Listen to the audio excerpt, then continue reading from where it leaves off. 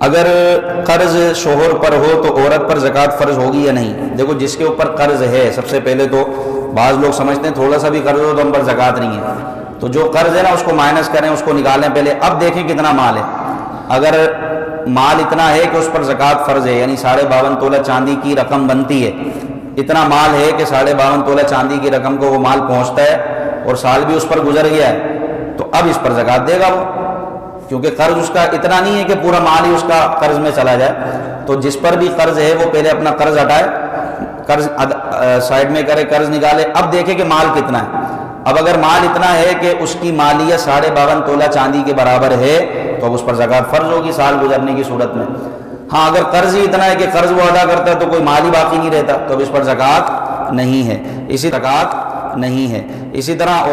مرد پر اگر قرض ہے لیکن عورت صاحب نصاب ہے، اس پر زکوٰۃ فرض ہے، تو مرد پر قرض ہونے کی وجہ سے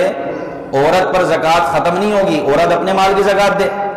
شوہر پر قرض ہے نا بھائی، عورت پر تھوڑی ہے، قرضدار شوہر ہے، آپ تھوڑی ہیں۔ جو مقروض ہوگا وہ اپنا قرضہ ہٹا کر دیکھے، مال اگر بچ رہا ہے 52.5 تولہ چاندی کی مقدار تک اس کی مالیت پہنچی ہے تو اور سال بھی اس پر گزر گیا تو اب زکوٰۃ دے گا۔ اور اگر قرضے میں ہی ڈوبا ہوا ہے پورا مال کہ قرضہ ادا کرتا ہے تو پیچھے کچھ بچتا ہی نہیں ہے تو اب اس پر زکوٰۃ فرض نہیں ہے۔ البتہ عورت پر کوئی قرضہ نہیں ہے اور وہ صاحب نصاب بھی ہے اور وہ اپنے زیورات کی اور جو چیزیں ہیں سیونگ میں رکھی ہوئی ہیں اس کی